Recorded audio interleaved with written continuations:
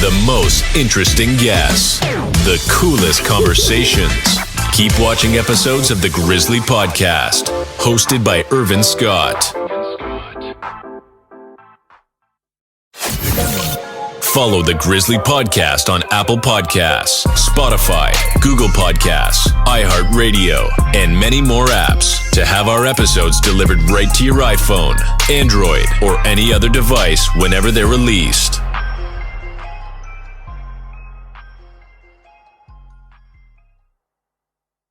So what does it mean to be on your Grizzly? It means hard work, dedication, and it means progress beyond your Grizzly.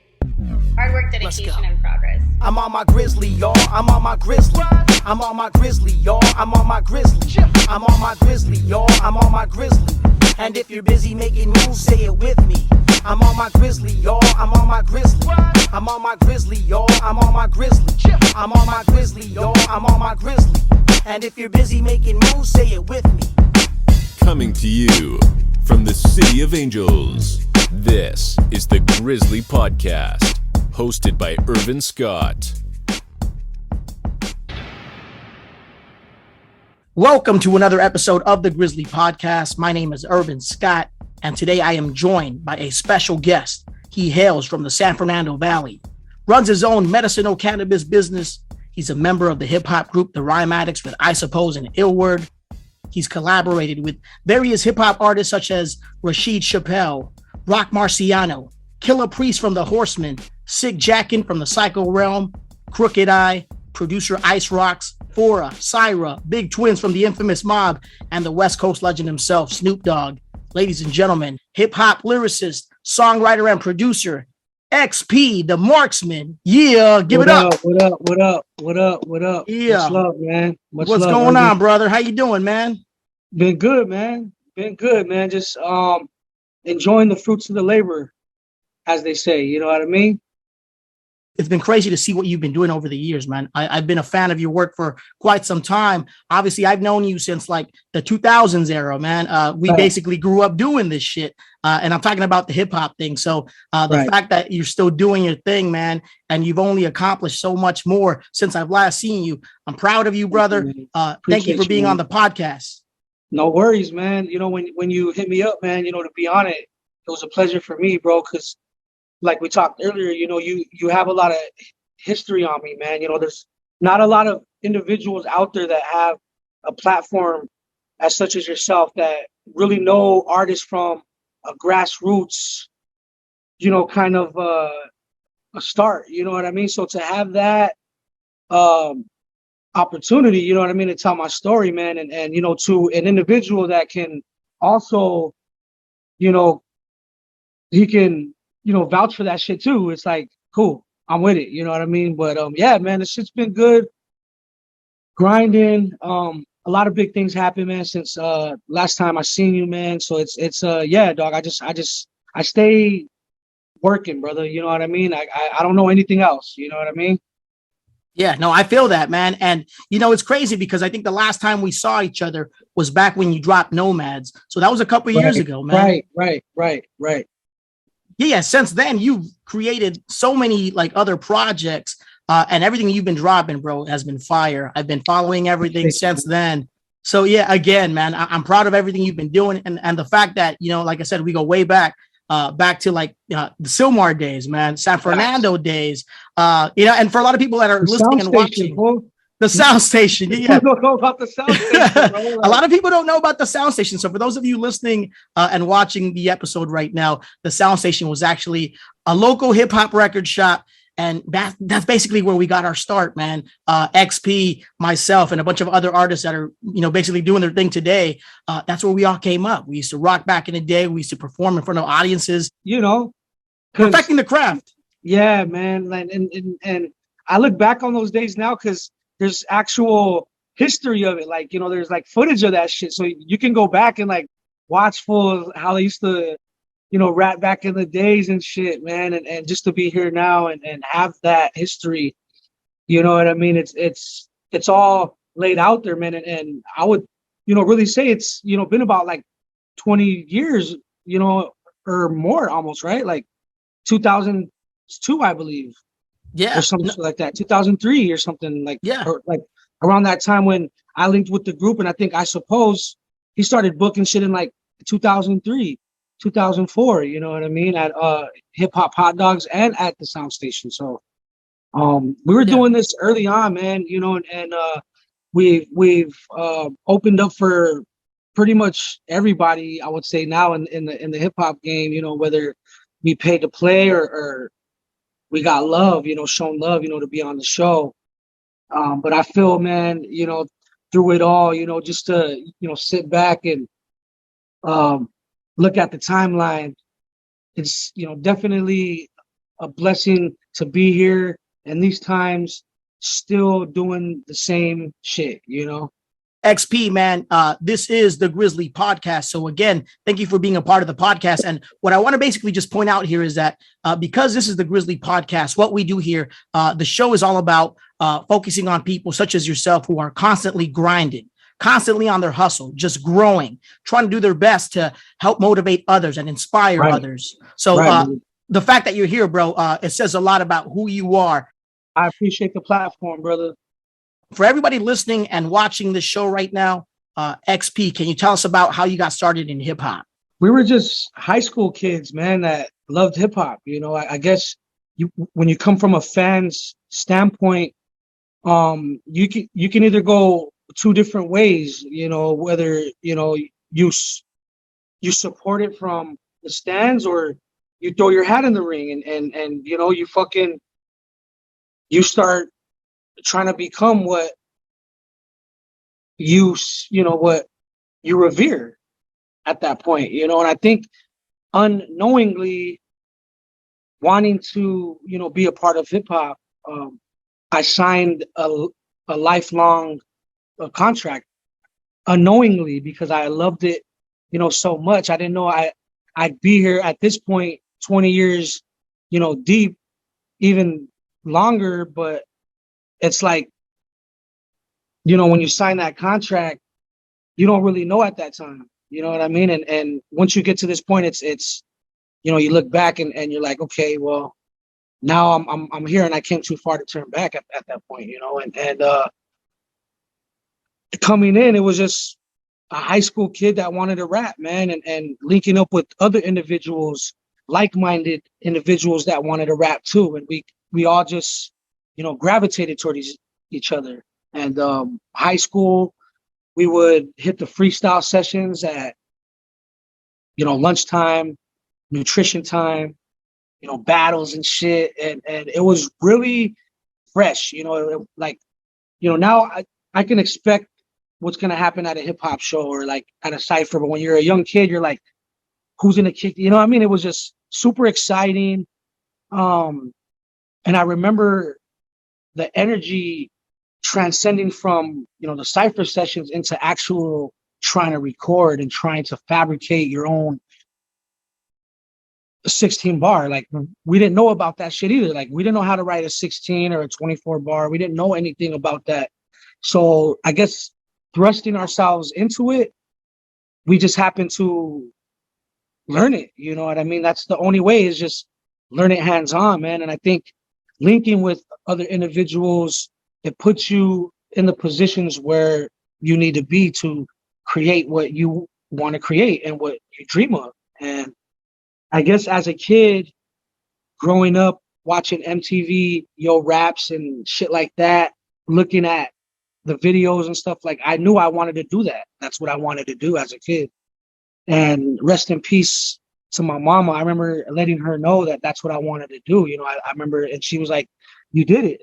You know, now that I was older and stuff, she's like, you did exactly what you said you were going to do, you know, and you put the work, the effort, and you made the sacrifices to make it happen, you know. And I guess now all that energy is with me still, because I had to be able to hold on to that through all the hardships, you know, through all the downtime of the music, you know, when it gets slow, when you're like, what am I going to do next?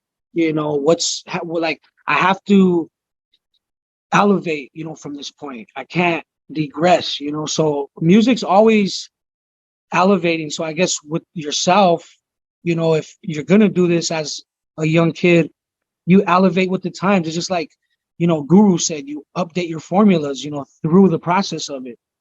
And, as a kid, we used to, ditch our school to go to other schools and battle fools and shit. So I guess I've been living my life hip hop, man, since day one. And gradually, I guess, through time, you just learn how to cultivate your lifestyle around your music if you really want to do this. There's no excuses on what you dream of. If this is your dream, this is what you want to do in any type of art form, you just have to do it, man. Once I had my son, I made a choice, then and there too. I was either going to be like, well, I'm going to get the 9 to 5. I'm going to do the regular things to get by. And I was like, I could do that, or I could struggle and go for my dream. And I chose to run the gauntlet and go through the gauntlet, you know what I mean? And teach myself every step, because I didn't have anybody holding my hand. I learned a lot of things from other individuals, and you inspire to be inspired. So I guess through everything as well, I just learned how to inspire others and me be inspired, learn from others, they're learning from me, and grow, you know what I mean? And teach myself from when I came into this shit just wanting to write a 16, to me now fully producing, full projects for not only myself, but other individuals, and, pressing up my own vinyl, my own CDs, tapes, just the whole nine now, and learning it all, from the ground up, man. But yeah, it was, I'm a fan turned artist. So I have a respect other than just me wanting to take from the art form. I want to give to it. Being that you've been involved with the hip hop biz for quite some time now, how did you come up with your name XP? Is there a story or meaning behind the name? I used to be Express. That's what everybody used to call me, back in high school days, entering Earth Realm. They called me Express. And one of my homies, rest in peace, Andre, he used to call me XP. And I just carried the name, man, because, he unfortunately is no longer here with us. So I feel that using that energy of letting this fool be a part of who I am, carrying on that energy in everything that I do, I had to switch it to XP, and that's pretty much what it is. It's express, or, a lot of people say XP, experience, like it could be that too, experience the Marxman, you know what I mean? Or something like that. But I feel that, the XP has a deeper meaning, first and foremost. And then the Marxman just kind of got added, through time, because that's what I do, man. I just, I hit every target, man, every 16. That's what I'm trying to do. So it just added nicely to it. My guy XP, he's been a part of various hip hop groups, and I'm going to take them back right now. XP, you're probably going to be surprised because I know so much right now, right?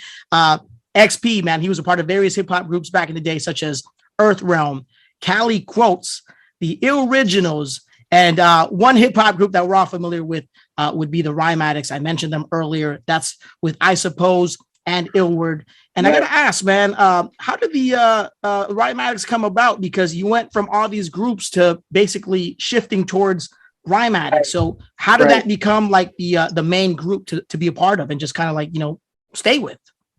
Right. Well, Illoriginals, first and foremost, that's me and illwerd. So that was the first group. We came in, it was, I Suppose, was a solo artist. The Figment was a solo artist. And we all were, doing the ciphers over at Hip-Hop Hot Dogs out in Silmar right here. And that was like in fucking 2000. I forgot, man. It's like early 2000, like 2003, 2004, man. Like I said. It's on YouTube, man.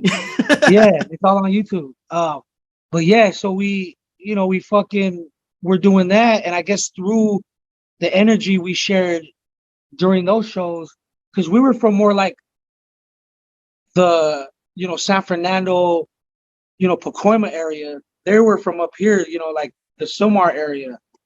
And linking with those cats, we formed Earth Realm after, so it was still originals within Earth Realm, but we kind of, we formed like a collective, I would say, of just artists from high school. And we were deep, dog. We were like 12 deep. We were like a Wu-Tang at that time. I was like 80 fools on stage when we used to perform and shit.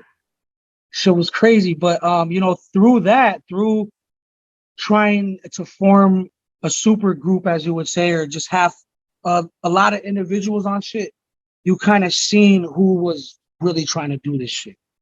You know what I mean? And no disrespect to any of those dudes if, they're still trying to rap or do any of that stuff. But at that time, we would have a show. Everybody had a few tickets they had to sell. Everybody's obligated to these tickets. Fools would show up to the show, not with the money to pay for the tickets. So who has to, another artist out of the group has to come and put the money up. So through that, a lot of, bad blood, was happening. Like fools owed money internally and, fuck that fool. So, like how you going to have a group when fools are, at each other's necks over, bread and shit, over shit that they had, that it was their responsibility, to make happen. So through that, I suppose had the idea to do Rhyme Addicts. Like he came to illwerd first and was like, yo, man, like we're going to have to, if we're going to do this shit, we're going to have to chop this shit down, because there's a lot of dead weight, basically. And you know what, XP, I think the way it went down was, it became just you three. And right. I know Frank, aka and Figment too. Figment. Yeah. He was also a big part of the group as well, because I know he was like more on the production side, but he'd be spitting with you guys as well. Right. See his transition was like when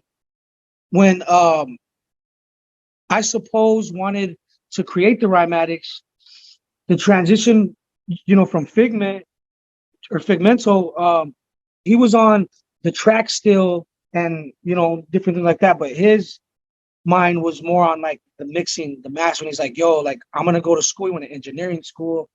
He was handling that whole, process and, wasn't really in the lab with us, to write the music and stuff like that, but more in the process of like, yo, we got tracks. Let me mix them. Let me master them. So he was more, filling, that role at that point. So once we transitioned into the Rhyme Addicts from Earth Realm, because we had opened up hella shows under Earth Realm, dog. We opened up for, Cycle Realm. Just fuck. I can't even name them all, dog. So many people, dude. But anyways, the transition, from that, created a lot of bad blood, because, Mike Storm, that's my brother, he was a part of Earth Realm and he kind of felt like we dissed him, you know what I mean? But it was more of a thing of like, meet us up at a spot, you know what I mean? And me, I was in a position of like, I just wanted to create. I wanted to make art. And illwerd had the studio at his spot, a Figment was handling his shit. And even Mike Storm, he went into engineering school, with Frank, and he was working under Snoop and shit like that too. So he was right there, dog. He's, still performing to this day. So it's like, there's those individuals, dog, through that whole Earth Realm shit that still created their own lane, you know what I mean? Because they didn't wait to be a part of RA. They're like, if you fools don't want me a part of that shit, I'm gonna go do my thing, And that's what it was, man. And from that point, we made an album. We did the whole, Showtime album. That was 2006, I believe, or 2005, I believe. And that was fully produced by State of the Art out of the Valley. Two brothers, ill cats, they're still the homies to this day. And since that time happened, we were doing shows and stuff. And me and I suppose we even caught Bad Blood, so I kind of went away from RA, and it was illwerd, and I suppose they were doing their shit for a cool minute, and then I joined another group, dog. It was called Serious Business with CBF1, and I have a whole fucking project, bro. I think it's on like SoundCloud or on you. It's somewhere up, but if you look up XP Serious Business CBF1, there's a whole fucking project that he produced. We recorded, and then what happened was towards the ending of creating that project, I was approached to come back into Rhyme Addicts, and that's what I did. Boom. And you know what I mean? Through that whole shit, I was working with Frank, was able to do the Building Blocks mixtapes, and I did 4 of them shits during the Dat Piff mixtape era, and I just kept dropping shit, and then linked with Freeverse. I dropped a project with him, and fucking just boom, boom. And then recently, on my recent trajectory, I would say has been at Godspeed, which I dropped 5 years ago, I think, or something like that. I forgot how many years ago, but 2017. That was when I started my solo career, because before then I went overseas and we did a little album. The RA did a little album, but at this time I suppose was fully engulfed with what he was doing with Phora, and to put that attention and all that effort into what me and illwerd wanted to do with the Rhyme Addicts after we got back from overseas, it didn't happen. So everything just kind of crumbled. illwerd, he started having a family. I suppose attention was over there. So I was like, fuck, I got to do something for myself, So that's when my whole trajectory happened as a solo artist, was, being forced to just be like, hey, I got to do this shit, But through it all, I've always repped RA. Every post you see, I hashtag RA. I still chop it up with these fools every day. And the crazy shit is that we actually came together, bro, to do a full album right before the COVID happened. And we have that album right now. It's fully recorded.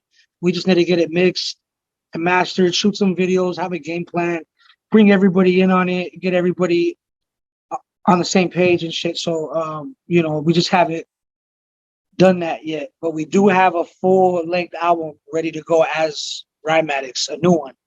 Your connection with CBF1. See, that was something I didn't even know about, man. So when did this all take place? Because this was during a time when you had just separated yourself from the Rhyme Addicts. So I didn't even know about this. Yeah. It was something that happened, and it wasn't really out there because, I kept working. I wasn't, at that time, there wasn't I think I did have a MySpace, but I think I wasn't on there like, yeah, fuck these fools. I just kind of just went my own way. These fools were doing shows still. But after I did the CBF1 project, towards the end of it, I was approached to be a part of the Rhyme Addicts again and start doing shows again, creating music again. And that's what we started doing, man. And then through that, we did a project with, you remember Confident as well? We did like a EP with him. We did like a 6-track EP, like a 5-track EP with the homie Confident. And that was called the Concrete Gorillas, which was like a unified group name. So it was Rhyme Addicts and Confident Concrete Gorillas. And we did a 5-piece with him. And yeah, man. So through that whole process leading up to, being a solo artist, doing the live shows and everything, having another dude know your verse from front to back, know when to come in, I had to get rid of the comfortability of having that, I got really, comfortable, like I said, just having somebody there to be like, da-da-da-da. And then, so now I got to rock full sets. I got to rock full tracks. I got to write 2/16 hooks. So you get super comfortable when being in a group, and it's super tough trying to get everybody on board with the same vision, moving at the same rate. And, they're still my brothers. Like I said, we still have a album in the cut, and we're going to be getting that ready to go. So, we're going to add to the legacy of the Rhyme Addicts, and I feel, you know, from this point on, you know, if this project does well, maybe, you know, it'll call us back to be a group again. But until then, I don't know. You know what I mean? I don't know. I love them. They're doing their own thing. Illwerd's doing the solo thing right now. He's about to drop some shit under the Miho Music label that we created. I would say it isn't just me, it's the team, you know what I mean? So, you know, we got some shit, man. What's cool about all that, XP, is the fact that regardless, you know, despite you guys going through all these situations, because at the end of the day, man, they're your brothers. You know what I'm saying? From Mike Storm to Figment to I Suppose to illwerd, all these cats that you've like heavily been involved with. You know, sometimes shit happens. You know, we go through our phases. Yeah. And you know, this is the thing, like, shit's never happened to the point where like fools are like, you know, fuck that fool, I want to beat his ass. Like, it's more like, you know, people, they have to focus on themselves, you know, and at one point I knew in my heart that I would reconnect with my brother, you know, Figmento. I knew that I would reconnect with I Suppose. I know I would reconnect with illwerd. I know I would reconnect with Mike Storm too, you know, and I love them all, man. You know, we don't have no bad blood, bro. And that's the thing, man. And like, these are my brothers over a 10+ year, you know, this is more than 10 years. Over 10 years I've been with these dudes, knowing these dudes. And so, you know, no love lost, man. And I hope we can get together and get that album ready for all the RA fans out there that are, you know, older now, but might want to hear some shit, you know, from us. Who knows? Word up, man. Hey, and I'm looking forward to that, bro, because I've been a fan since I was rocking back in the day, and I don't even do that anymore. But you know what I'm saying? I've always kept up. Shit recently, fool. Don't lie. Hey, man. You know what, man? Every now and then, bro, I get the itch and I come out and I do my thing, but I don't do it like you guys do, man. And that's something that I've always kind of like just respected about you guys as a whole, because each one of you guys, man, is talented in their own way, right? Thank you.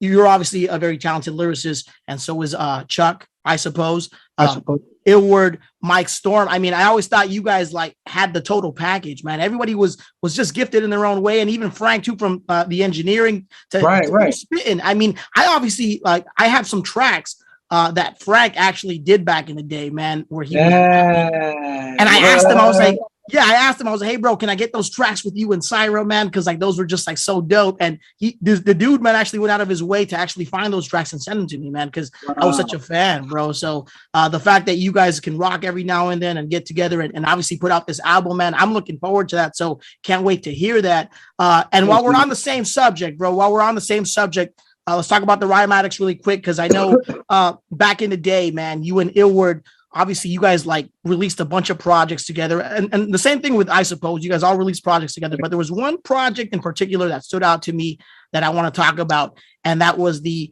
mixtape that you guys released, which was Sandpaper Smooth 2.0. And I got to talk about this project, bro, because this project in particular, it stood out because of the fact that it was hosted by the West Coast legend himself, Snoop Dogg, man. Tell me how that whole relationship came about, because you've done some stuff with Snoop Dogg, and we're going to jump right into all that as well. But I think this is like the beginning of where it all started, I want to say. Right. So correct me if I'm wrong. Well, Frank, you know, he went to engineering school. He went to the Musicians Institute, and, you know, he did the full course. And out of completing the courses and everything, he got an internship with Doggy Style Records. So he was interning for Snoop for like years, man, you know, and you know, he had access to the studio, and see, this is the thing about, you know, Figmento, man. Whenever he had access to like shit like that, he brought the brothers along, bro. And that's one thing that I can really say about that brother, man, is that he's always kept us close to him whenever opportunities arise on a bigger scale. And during that time, you know, me and illwerd were creating, because I suppose I tell you the truth, I don't know where I suppose was. Maybe he was working with Phora. Yeah, he was working with, you know, Phora at that time, and you know, he was locked in over there for a few years, man. So during that time, I was getting beats. I was more on some like smooth beat shit. It wasn't really hardcore. I was like flexing on more of like harmonizing on the hooks, getting smooth beats, and writing smooth playeristic raps. You know what I mean? It wasn't the hardcore shit that I was used to.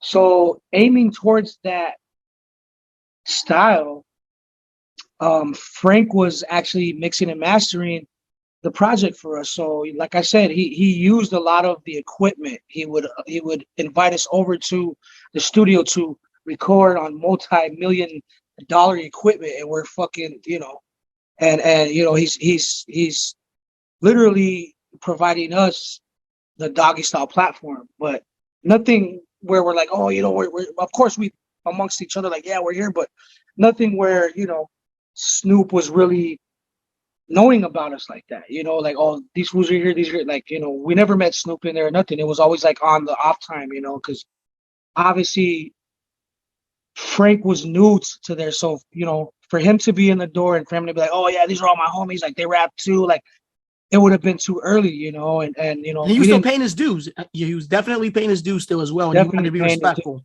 Yeah, for sure. We weren't trying to, you know, and obviously we would mess around and be like, hey man, hit that fool for a verse, like, you know, fucking around, but it wasn't anything where, you know, it was a serious aspect where, you know, but this one, he surprised us, bro.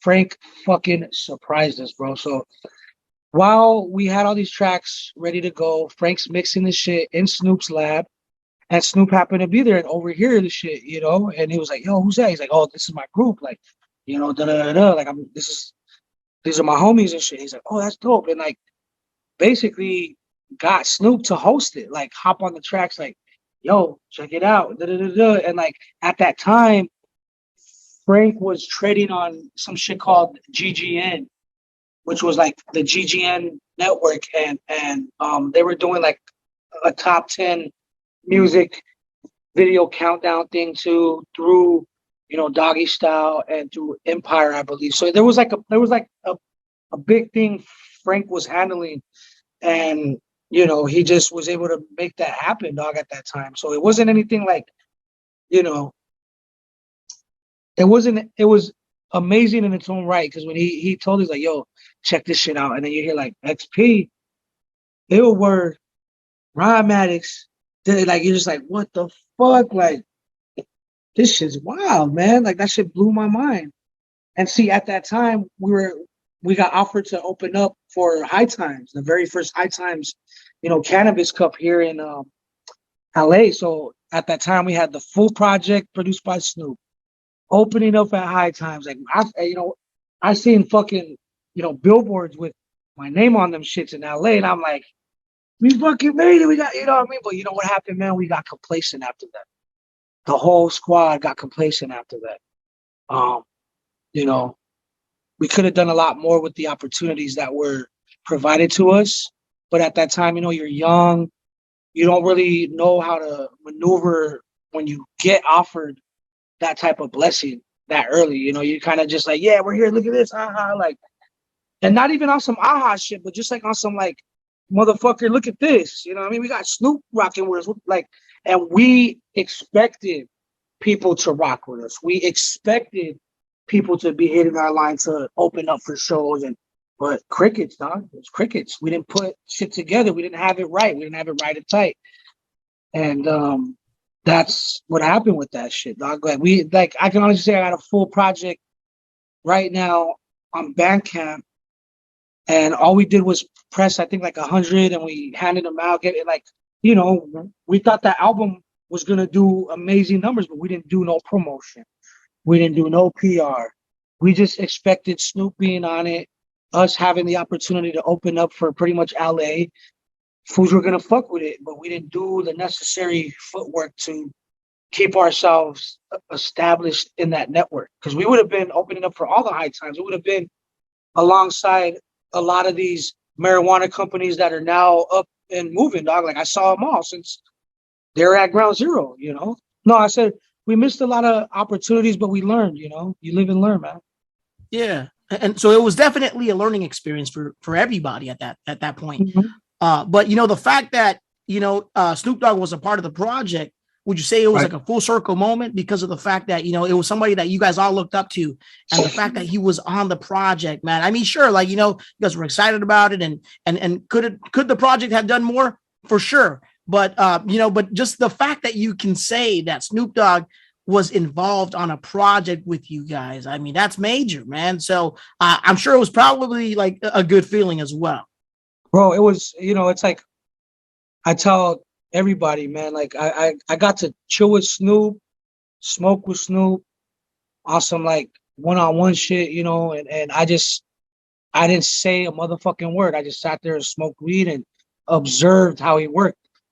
I observed a master at his craft working, you know what I mean? So I sat down, I soaked up game, and to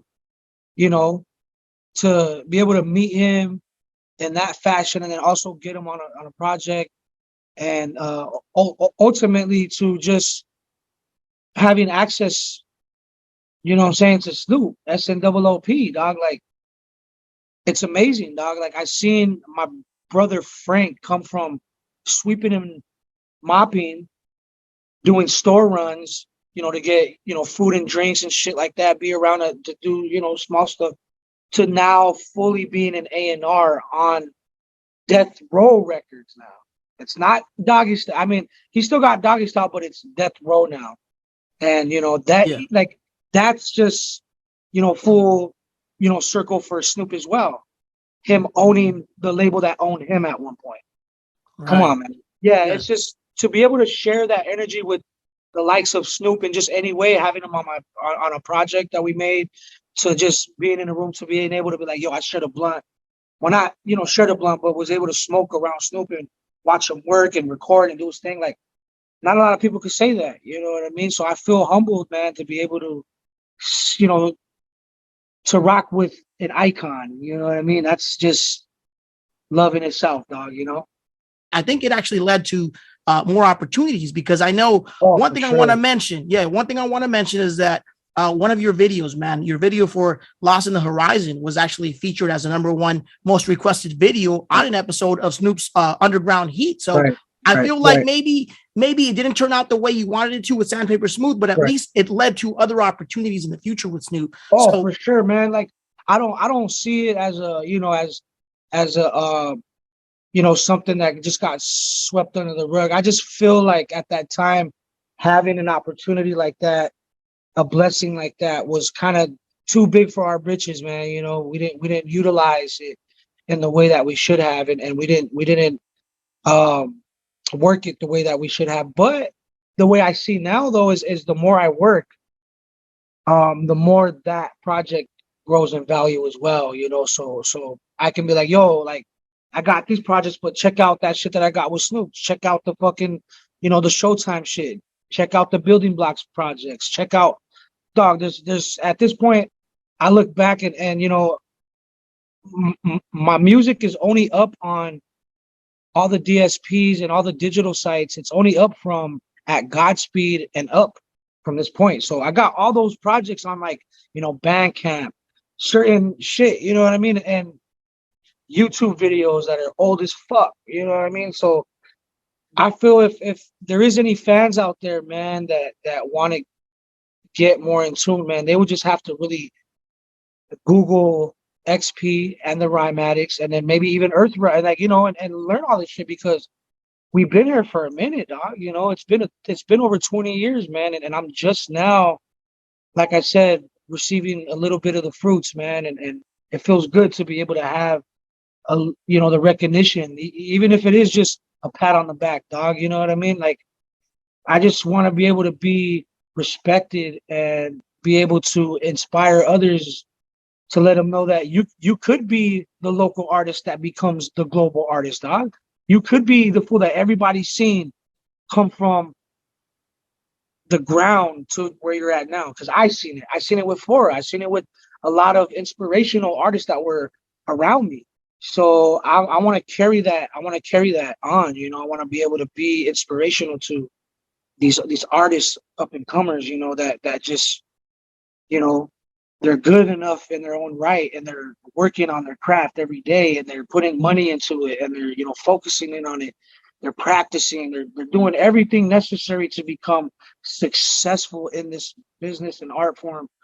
And you know, I just want to be inspirational to those guys because you know, I've seen a lot of people that inspired me give up during this music journey, dog, and you know, whether it be hip hop or whether it be a DJ, whether it be a producer, you know, just I feel like a lot of great people that just, you know, life happens and shit. So I feel, you know, going through the turmoil of life and then also having a dream in the midst of it, you lose focus and you lose touch. And then it just becomes a burden at that time because you're like, fuck, like, I got to take care of my kids. I got to work, but I got to pay for studio time. I got to pay for beats. I got to pay for mixing, mastering, engine. It's like having, you know, it's like having an investment that you hope one day will fucking, there's no guarantees in it. Like, you know, it's like the stock market, dog. It's like the more you become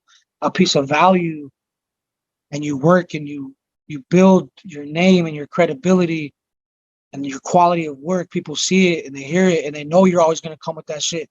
The value grows, you know, and that's what it is. You got to keep adding to your name and to your value to become successful within music because, you know, you could be the illest MC on, you know, that has the illest wordplay and raps and all that shit. And, you know, you think you're the illest, but there's also something that becomes a factor in this shit, which is determination and faith. A lot of people lose that. They think it's other shit like, oh, like I don't have this, you know, this up against me. This like, bro, if you don't have the faith and determination, that's the first thing. And that's what's going to, you know, pull you through anything. If you don't have the money, you know, think of a way of, hey, man, maybe I could barter my art for your art. Link with the people that are on the same trajectory and just, you know, build, dog. That's all I could really say has, you know, been my, you know, biggest fuel to the flame is just being able to, you know, believe in myself and have the faith, you know. Let's talk about your own medicinal cannabis business, man. The Salamander XPOG, man. Tell me what this is all about. What is it that you guys focus on, and how did this whole thing come about? No, just linked with, you know, some growers and stuff early on, and I came in with a concept of having blessed marijuana, you know, having the concept of having like a, you know, like a spiritual guide, energy stones, and also harvest a blessing over the plants before you chop them and trim them, you know what I mean? So that's pretty much what the Salamander XPOG was. It's me bringing the, you know, philosophy of spirituality to the cannabis. A lot of people would see it as just an idea. Obviously, you know, it's like, all right, people that really don't, you know, believe in spirituality in that aspect, but more of like, you know, religious shit, I would say, which is cool, you know, religion or, you know, whatever. But I'm saying like me, I'm more of like a spiritual being. So I feel like I'm in tune with Jesus. I'm in tune with Buddha. I'm in tune with, you know, everybody's, you know, Holy Spirit, basically. So no color lines. And I feel bringing that aspect to the cannabis community was missing because everybody wants to grow weed. They want to grow good weed and they want to grow it quick and fast. And what I feel is that the plants are living beings, right? Everything, it's alive, you know, it breathes and all that shit. So I felt like bringing the anxieties of the human into the grow room and shit, you know what I mean? And having to chop them and trim them fast and do all this stuff. I think the energy that went into the cannabis wasn't healthy for the consumer. So bringing that idea into there, I think that's what grew the identity of the Salamander, basically. With all the experiences that you've had, obviously some have been great, some have been, you know, a little off, maybe not the way that you wanted them to go, but, you know, you stuck through it all. And again, man, I have so much respect for what you've done I know you recently lost your mom, man, and my condolences to you and the family, man. I had reached out to you because I know that's moms, man. You know, anybody that loses their mom, to me, that's like losing my own mom. So I definitely feel for you and the family, man. But I want to talk about your mom because while she may not be here with you, you know, physically, man, she's with you spiritually. At least I want to believe that, and I know she's very proud of what you're doing, bro. Yes. I know she was actually on the album cover of Sincere Leader Part 2, man. How did that whole thing come about? Because when I saw the photo, bro, like I just thought it was so G'd out, man. I was like, damn, like that's gangster. Yeah, you know, my mom, that's exactly what she was, man. You know, she was a gangster, man. She, you know, she was born here in the Valley, grew up in Gardena, and you know, she was a product of you know, the streets, man. She grew up hustling. You know, my mom, she taught me how to hustle and shit when we were young kids, you know, and she always told me to believe in myself, no matter what I was going through, whether it be a hardship or a loss or, you know, just always, you know, stay grounded and, you know, always do what's right. You know what I mean? And if the, you know, do it right means do something wrong to get, you know, something for your family and stuff like that, then that's what you have to do. You know, life's not easy. Life's hard, you know, and she embedded that in us early on. You know, she had a rough life growing up, and in the process of raising us, a lot of those demons that she had as a child, you know, a lot of abuse, you know, things like that, they were coming to the surface, you know, and she didn't know how to deal with them. And this is me, you know, speaking, you know, for her, because she, you know, told me her story, because I asked her why did you put us through all this stuff when we were growing up? And this is pretty much what happened to her. She, you know, she was traumatized by all that shit that happened to her. And during her early, you know, parenting years, she, you know, started doing crazy drugs. And it was a way to ease the pain and ease the thoughts and all the memories, I guess, that happened to her as a child, you know. But in the process of that, it led her into doing other things. And you know, she left us, you know. She was gone for a majority of my younger years. I was living with my dad, and she came back, I want to say, when I was like, she left me when I was probably like about, you know, 5. And then she came back into my life when maybe I was about 9 or something like that, 8 or 9. And she was pregnant with my little sister at that time, had a whole new life at that time. And I was kind of like, hey, like, what happened to us, you know? So I kind of had a chip on my shoulder with my mom. But at that time, she was, you know, dabbling in the streets. You know, she was a street pharmacist, I would say, you know. And I would go visit her, and she would just be doing her thing, man, you know, and I would be having new clothes, new shit, you know, new everything. And she taught me how to hustle and shit like that, you know, when I was a kid, you know. But what comes along with that is a lot of trauma, dog, a lot of heartache, hurtful shit, you know what I mean? You know, the law enforcement raiding our house and, you know, taking people to jail. I have to stay with a neighbor, you know, for a couple of weeks that I don't even know, because I'm on summer vacation. And, you know, once I get back to my dad, I can't say anything to him because he won't let me see my mom again. So I kind of had to hold a lot of this shit that was happening to me in, you know, and I was just a mean kid, a frustrated kid, used to, you know, fight a lot, didn't know where to hone this energy in on, dude, you know, that I, you know, was trying to release, you know, the frustrations and shit. And me and my mom, you know, she, like I said, she put us through a lot, you know, so as a kid, I didn't know how to channel this energy and this hate and this anger for a lot of the situations that I was, put through due to other people's, decisions, shitty decisions. And what ended up happening was I grasped on a hip hop, dog. And, once I started becoming a fan of Tupac and stuff, because I felt what he was speaking on, I felt I could relate to it. The drugs, the violence, the gang violence, it was just wow. Like, he knows what I'm going through right now. And I think becoming a fan of reality rap, I would say, just real raw grit, reality rap. I was able to channel this anger and this pain and this hurt into lyrics.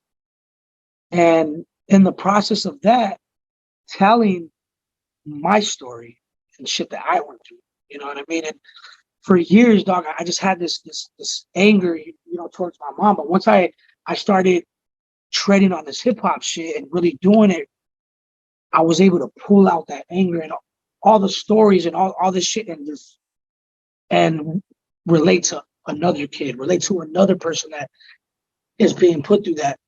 Later on, me and my mom's relationship grew so much, and she apologized for a lot of the shit that she put us through, but I was already an adult with my own son, and it's unfortunate that I wasn't able to grieve in the way that I wanted to, but I was able to grieve through this music, and I was able to explain that to her too, and be like, Mom, you don't have to apologize, because what ended up happening was I was able to utilize the things I went through to become who I am today.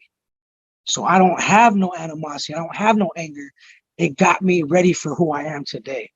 So me and my mom, we share this crazy bond because she knows exactly what I was going to become. Like, I remember doing the Running Man, watching MTV, Yo Raps, looking at the TV and being like, I want to rap. Like, I want to do that. And she's like, and years later, like, maybe a good 6 years into my career, like, she told me, she's like, yeah, you're becoming what you said you were going to do. I see it, like, and like, just to be able to bring her to shows, and her be able to see me rock, for me to have her actually on a track on the phone with me. She didn't know she was on the phone, but I asked her a question and she just dropped straight gems, dog, and that's on the Nomad album. So, I was able to incorporate her into what she was a part of as well, because she had a hand in it too. As much as she sees like she messed up, she didn't. You know what I mean? It was preparing me to become this artist as much, and as fucked up as it sounds, that's exactly what I was able to do. I was able to utilize the flames that were, they were gonna consume me, and I was able to use those to, build a hot air balloon and fucking traject myself out of here. So yeah, man, like, she played a big part, and she still does, you know what I mean, in this whole shit. She had the RA here, XP here, tatted in the skin. Like, she was a part of this shit, since day one. And we're gonna miss her, dog, you know what I mean? And XP, man, like, bro, I appreciate you, like, being so vulnerable, bro.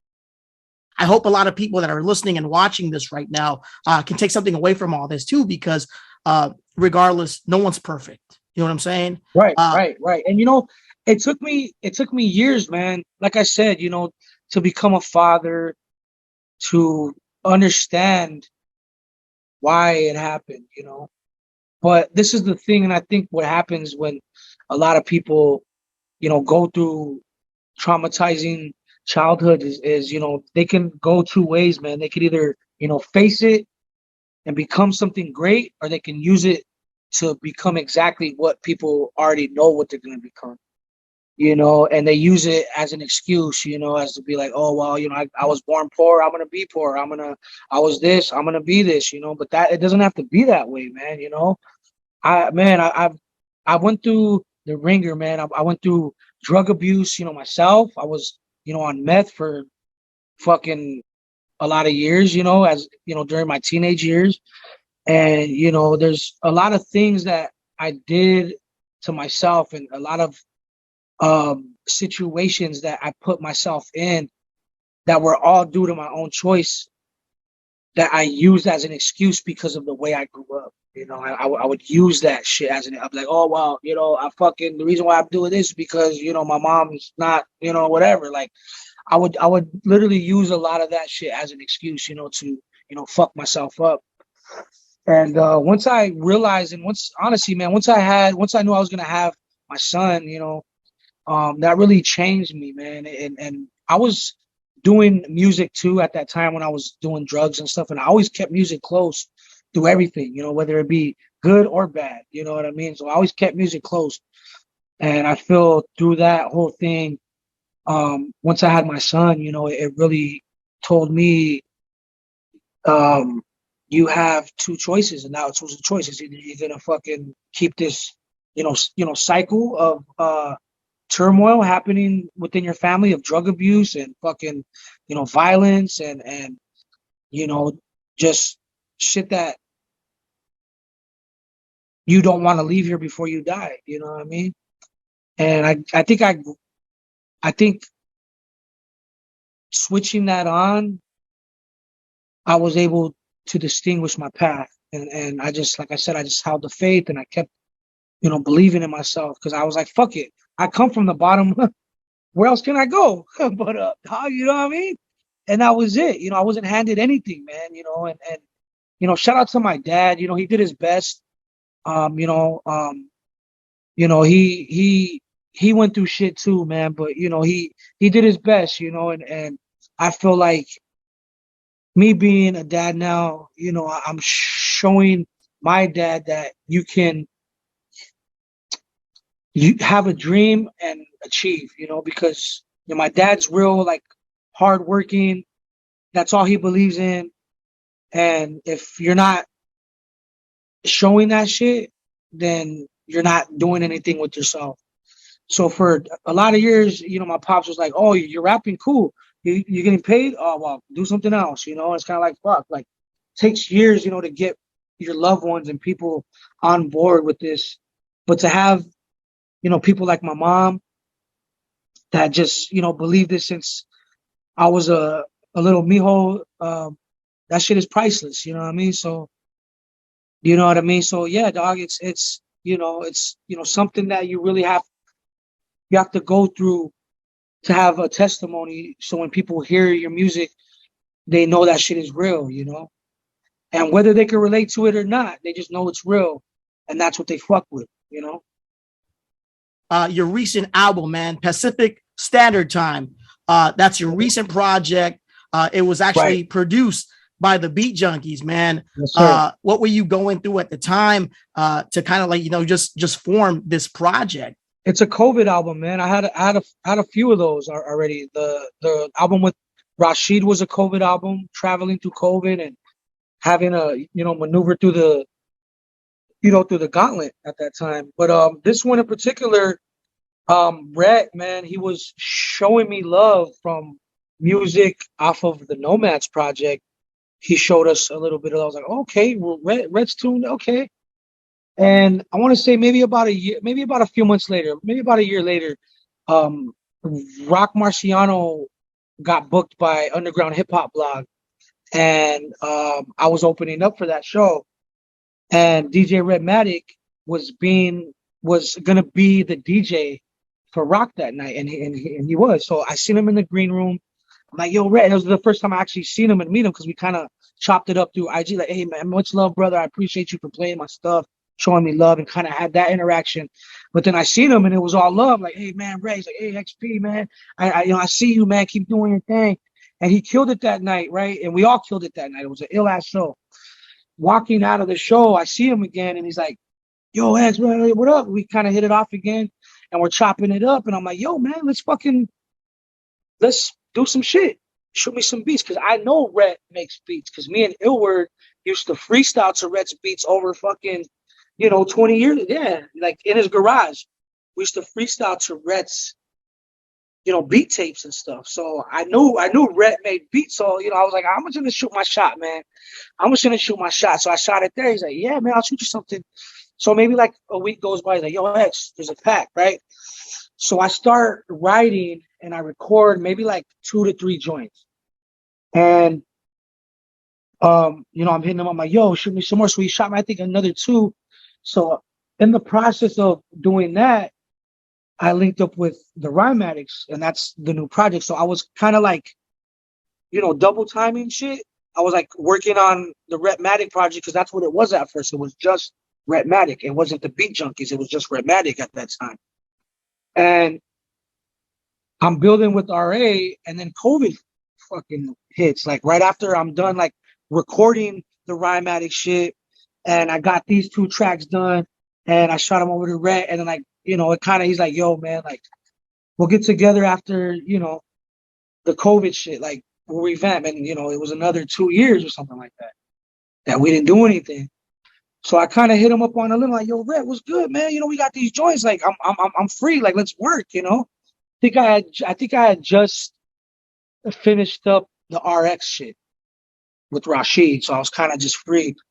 So Rhett I think he shot me like another beat or so, because there was just one that I was like, yo, I need this, kind of beat. I told him, and he kind of like, fabricated a beat for me.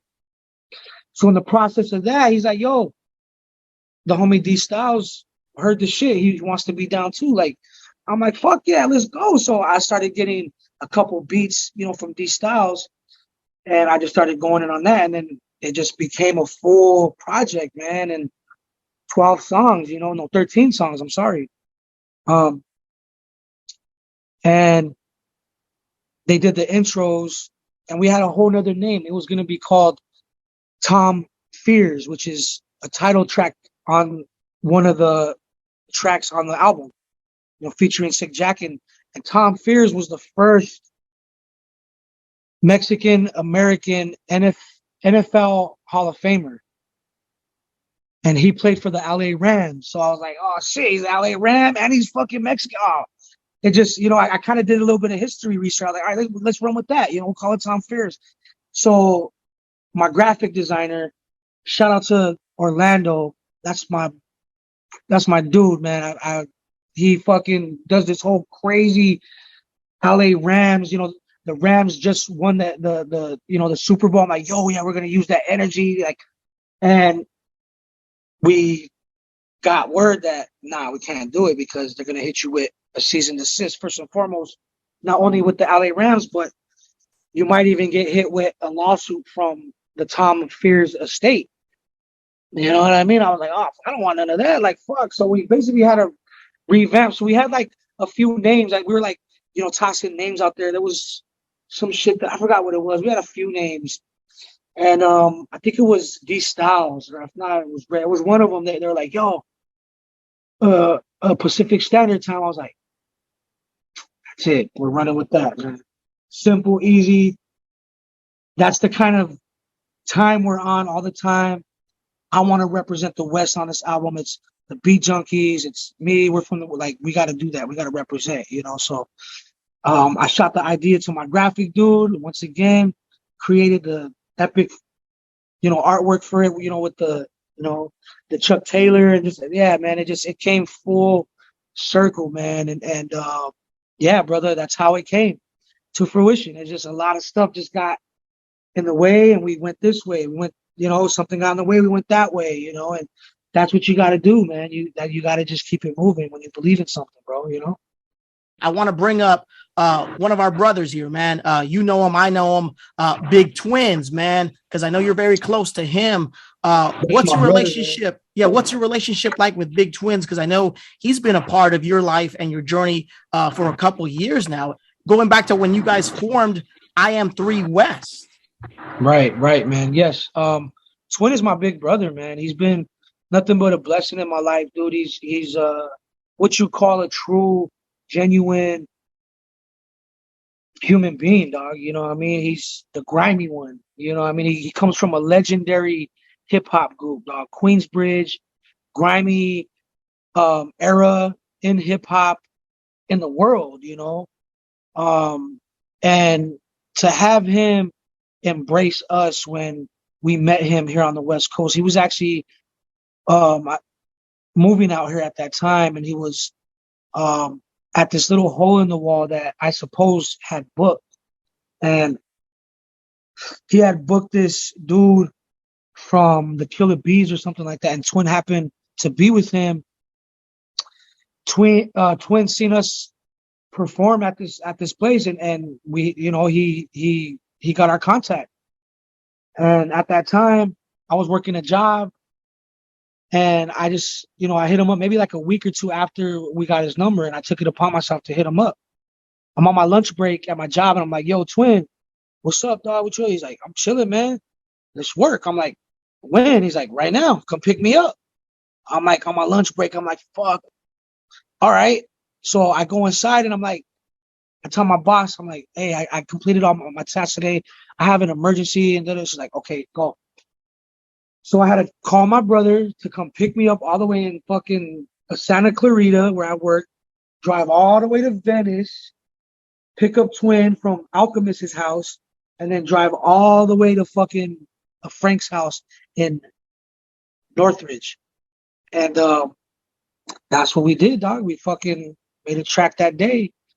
And then a lot of the times we were over there at illwerd's house too. Like we did a lot of the tracks over at illwerd's house in his garage. And I remember in the beginning, I felt hell of embarrassed. I'm like, "Yo, this is Twin. Like, fuck, like we're bringing him over to a garage that has like a pool table in the middle and the recording spots in the corner. There's like, you know, beer bottles and shit everywhere. It's just like super grimy, you know?" And I felt like super embarrassed and shit. I'm like, "Yeah, dog, this is where we record." Like, you know, he's like, "Bro, I'm the grimy one, dog. I don't give a fuck about that, dog." He's like, "Don't even worry, homie. As long as we could work," you know what I mean?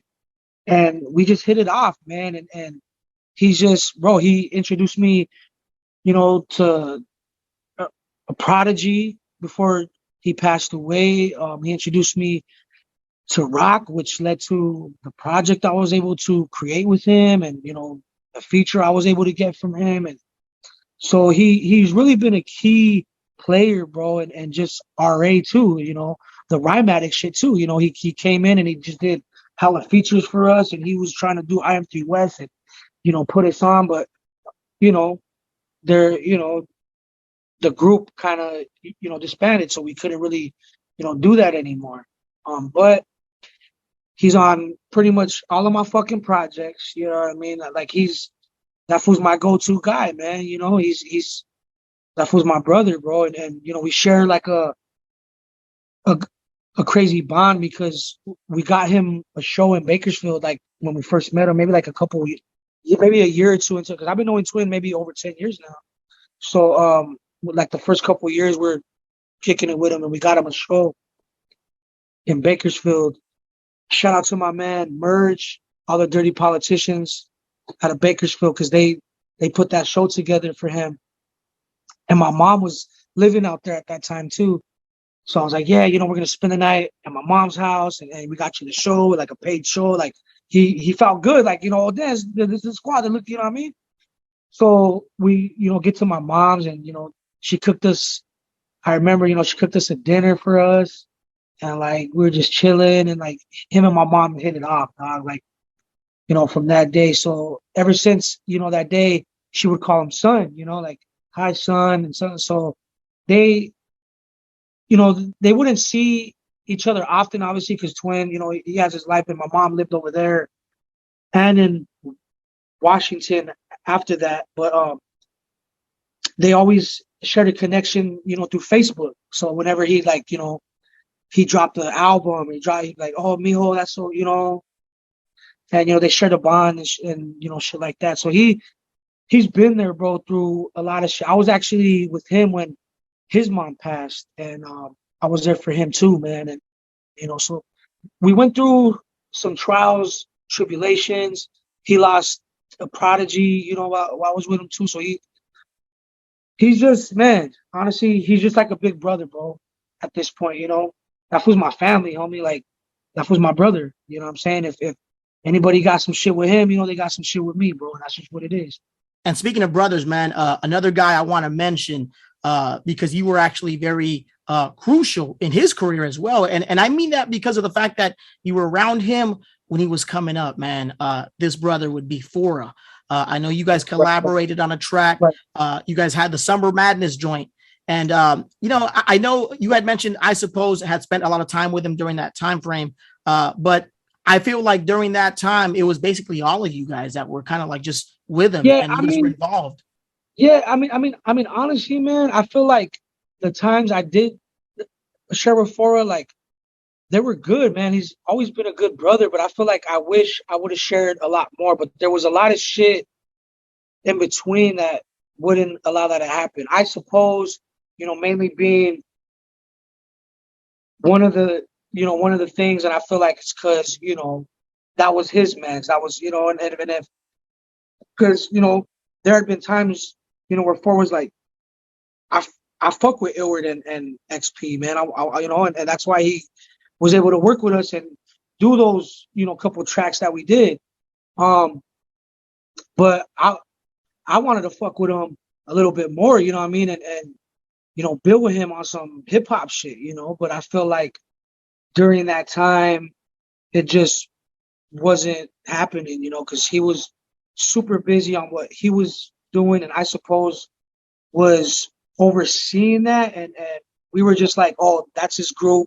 Those fools are dope. I fuck with them, but I'm doing this, and that's kind of how it went. But later on in his career, you know, my little brothers and, you know, my son even, you know, they're fans of him, and I had hit him up when he had a show at the Novo, and humble dude, man.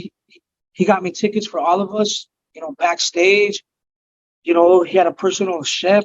That's when I was like, yo, this dude, he made it. You know, he fucking had the shit packed from the top to the bottom, dog. And I felt humbled, and I felt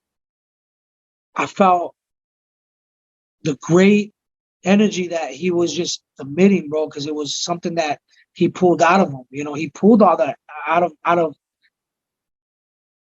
you know, the ground up. And that's another person that I share that, you know, kind of just hurt shit with, you know what I mean? Like what you go through as kids, and you utilize it to catapult yourself up, you know, to become something. And that's why I respect him, you know, so much, because he slept on the floor and now he's in a mansion, bro.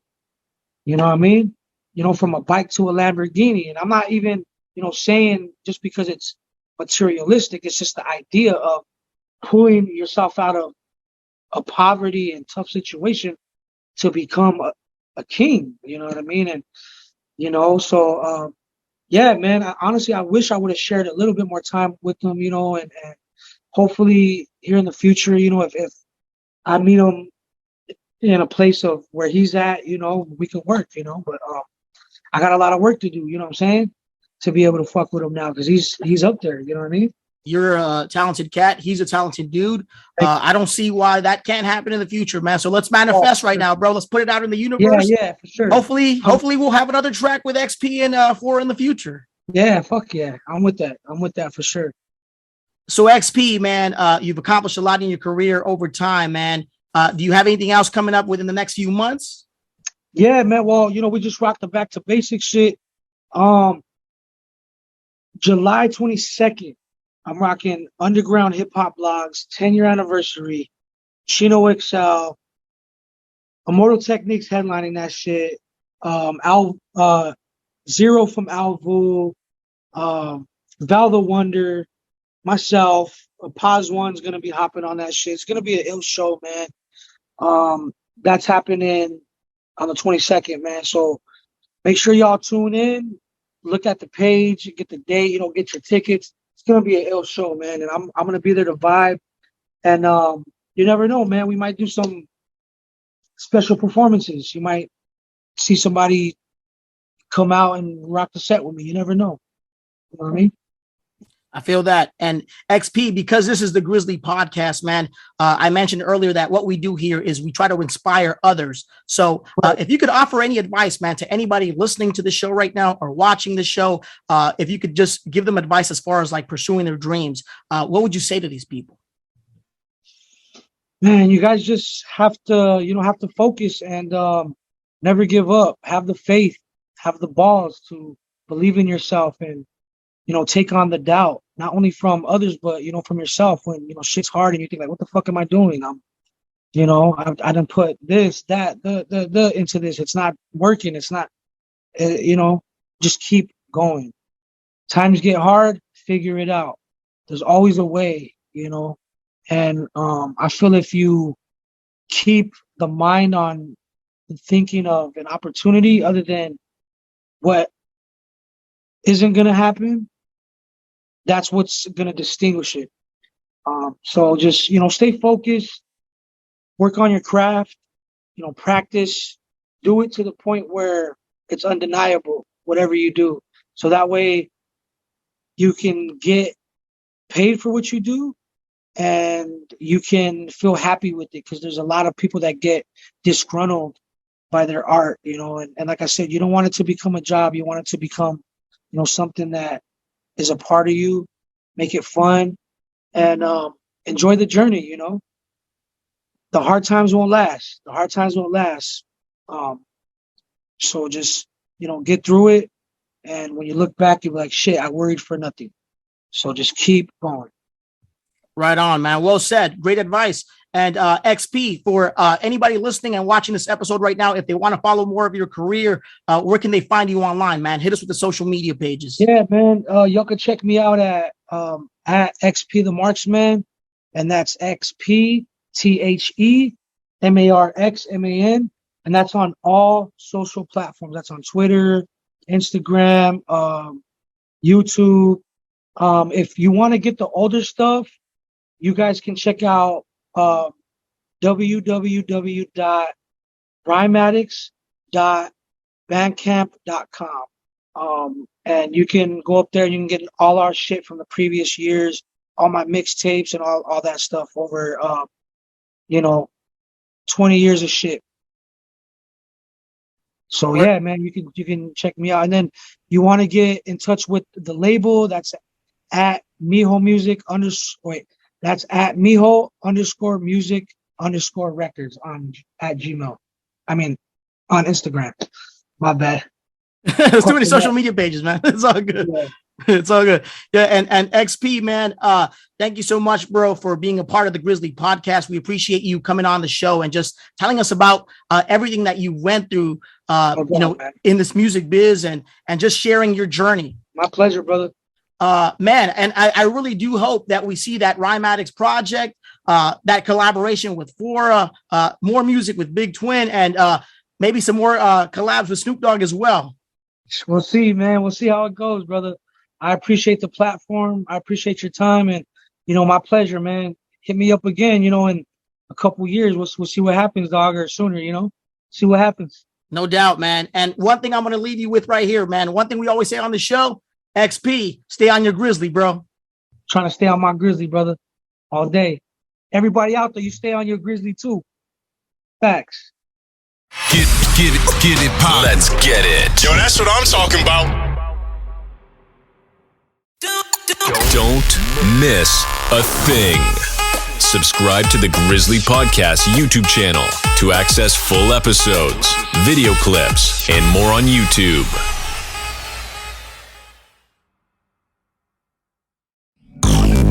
The most authentic podcast is online at grizzlypodcast.com and on all major podcast platforms. Guest appearances and real conversations that will push you to hustle. The Grizzly Podcast is now streaming. Hi, and welcome to Trademark Expediters. Whether you need a trademark or copyright, we can help make the process easy and affordable. Protect your company name, logo, or slogan with the trademark. Protect your songs, books, photographs, and other creative works with a copyright. Complete our easy online questionnaire in 15 minutes or less. Clear pricing, no hidden fees. 100% satisfaction guaranteed. Get started today. Learn more at trademarkexpediters.com or call one of our friendly specialists at 1-800-510-1082. Affordable, easy, expedited service. Trademark Expediters. Yo, turn it up. Hard work, dedication, and progress. Stay on your Grizzly. Yeah.